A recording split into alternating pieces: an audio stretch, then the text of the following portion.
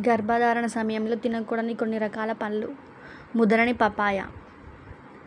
Papaya తినడం వలన గర్భాశయ సంకోచాలను కలిగించవచ్చు. అందువలన గర్భస్రావం జరిగే ప్రమాదం ఉంటుంది. అంజీర్. అంజీర్ని ఎక్కువగా తినడం వలన శరీరం వేడిగా మారుతుంది. రక్తపోటు మరియు మలబద్ధకాన్ని ఎక్కువగా చేస్తుంది. పైనాపిల్.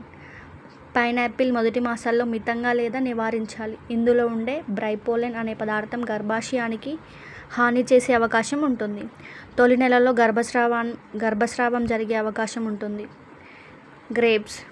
గ్రేప్స్ చివరి నెలల్లో మితంగా మాత్రమే తినాలి. ఇందులో ఉండే చక్కెర ఎక్కువగా ఉండటం వల్ల డయాబెటీస్ ఉన్నవారికి ముప్పు ఉంటుంది.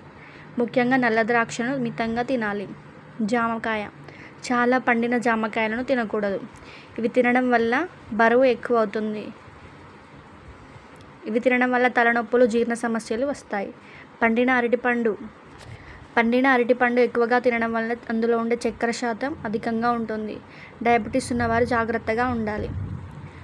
ఏ పళ్ళనైనా తినే ముందు వాటిని సురక్షితంగా కడుక్కొని తినాలి. వాటిని తినే ముందు డాక్టర్ సలహా మేరకు తీసుకోవాలి.